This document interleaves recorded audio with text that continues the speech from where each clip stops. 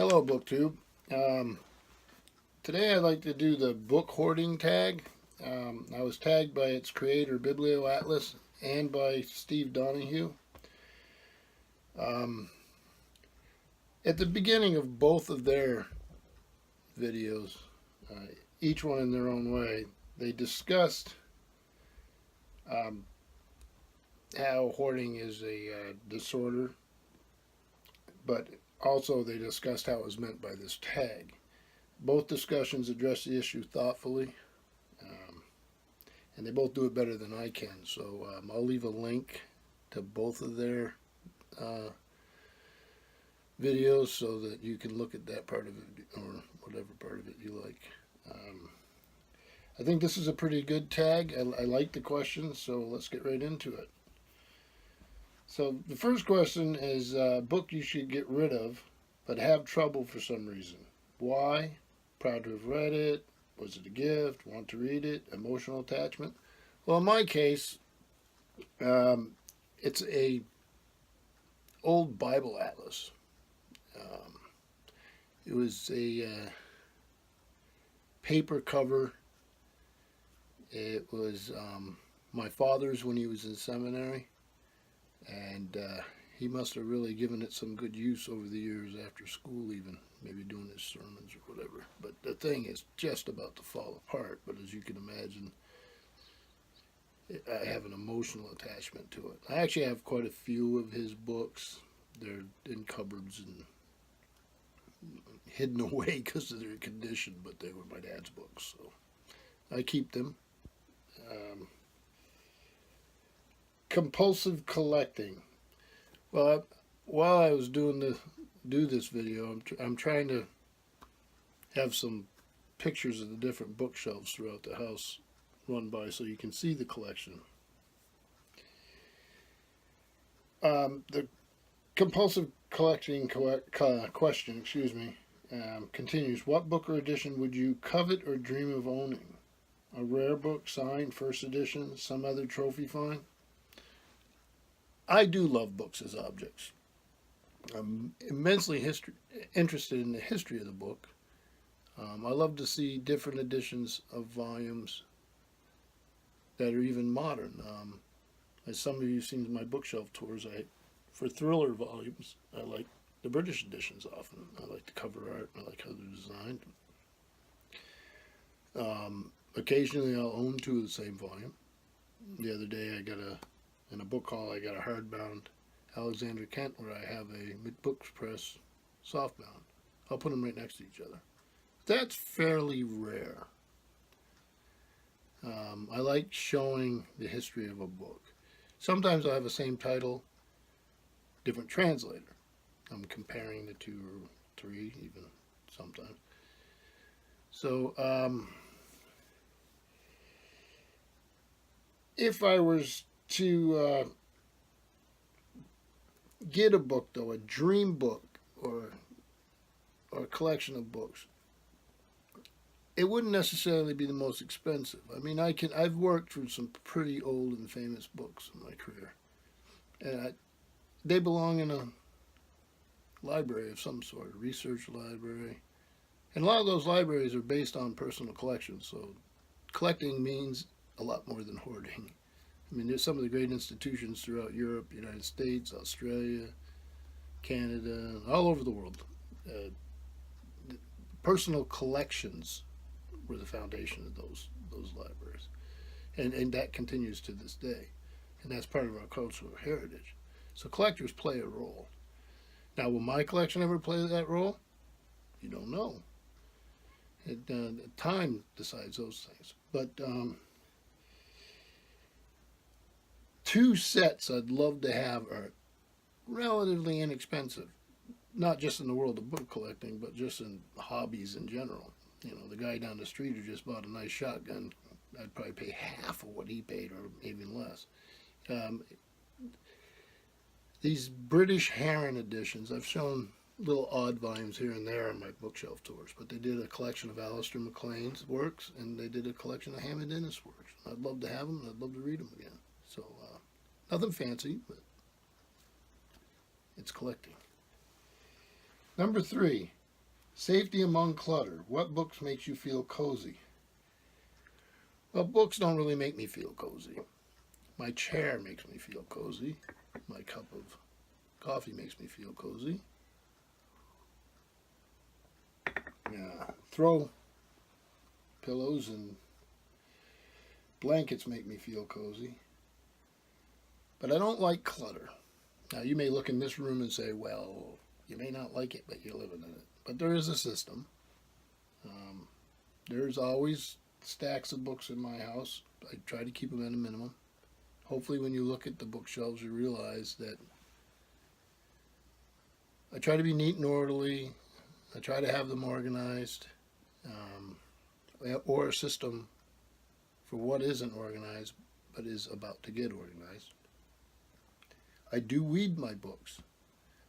I tend to prefer hardbacks, but some things you can only get in paperback, or the paperback's just more comfortable. There are paperbacks I like better.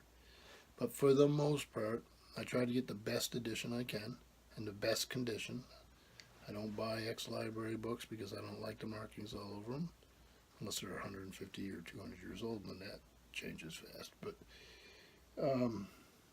and library tags and name tags and all these things give books a history too. But for the most part, I weed out the books fairly regularly. Try to keep them healthy, and just having them piled everywhere wouldn't work in my house because I have a family, and you have to be considerate of them. They're not big time readers, and books form a backdrop of their lives because I have so much of them, but they have things of theirs that do the same for me. So, not a big fan of clutter. Number 4 is nostalgic memories. What book has a story?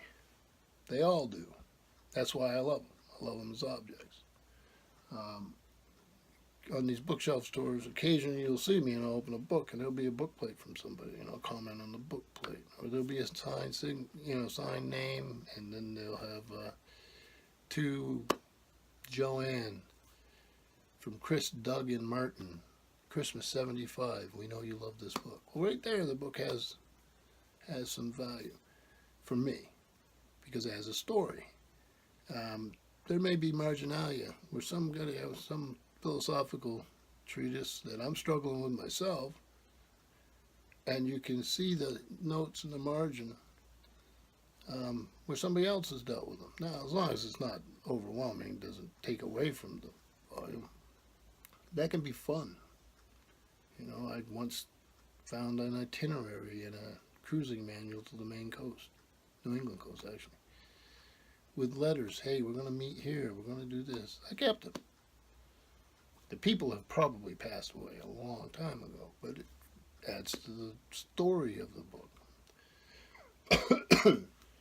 So they all have stories. I may not know the story, but when you buy mostly used books like I do, you can assume the book has a story besides the one that's telling itself.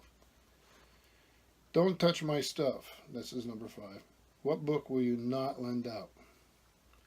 If you lend it out, don't plan on getting it back.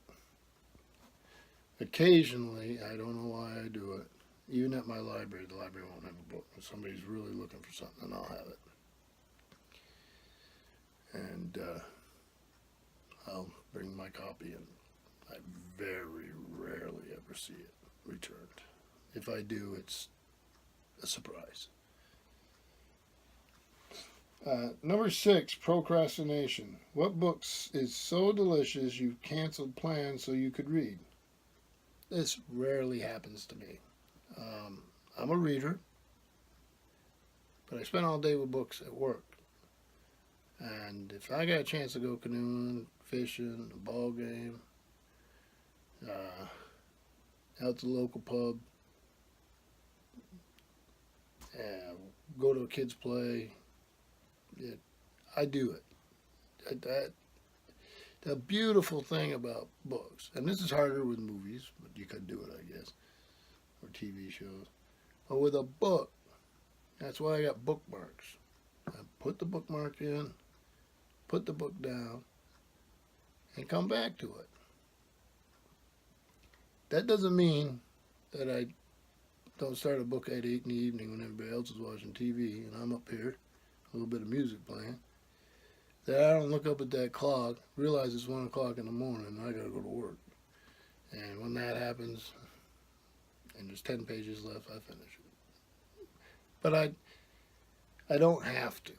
I mean, there's bookmarks going all over this place. I come back to the book and don't cancel your plans. Go out. It's a good idea to go out of the house. So,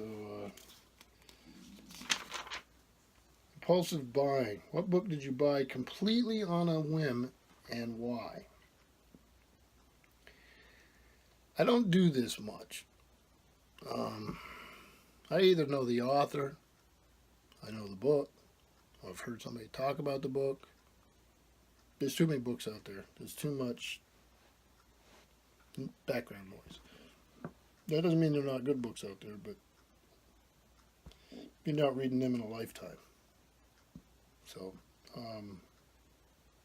no, I usually know something about the book. Now, that does not mean I haven't gone to a book sale and looked and not been familiar with the book. Say it's on Arctic exploration, and it's something I enjoy. You'd be surprised how many books there are on Arctic exploration. Or an expedition at sea. These are the things that I love, you know. I don't know every one of them that ever took place. So I may go and look at a bookseller's table and there's something right there. Well, I'll look at it.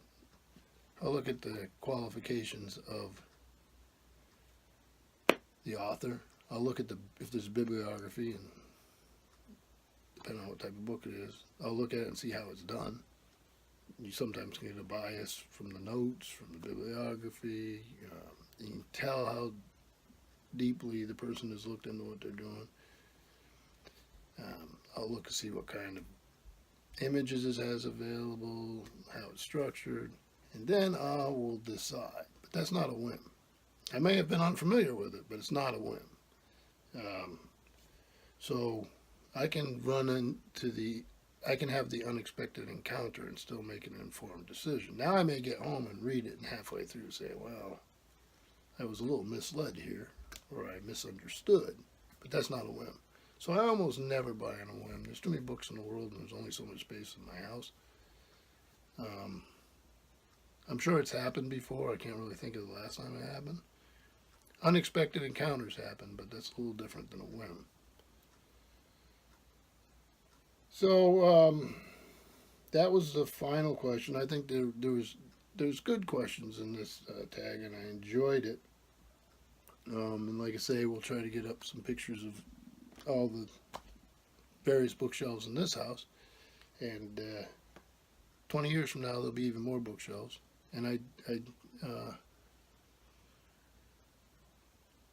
think it's not hoarding if it's intentional. I have no problem with collections of any kind as long as they're intentional. It's when they keep you from going out, or they keep you from enjoying all of your life, or they take over your life, that they're a problem. So I'd like to thank BiblioAtlas for making the tag and tagging me, and I'd like to thank Steve Donahue for tagging me. I'd like to tag Mel's Bookland Adventures and Beacon Hill Books and Ernest Lee Eston. If they're willing to do the tag, fine. If not, fine. I'm not even sure what their book collections look like, but it would be interesting to see how they deal with all these questions. So, thank you, BookTube.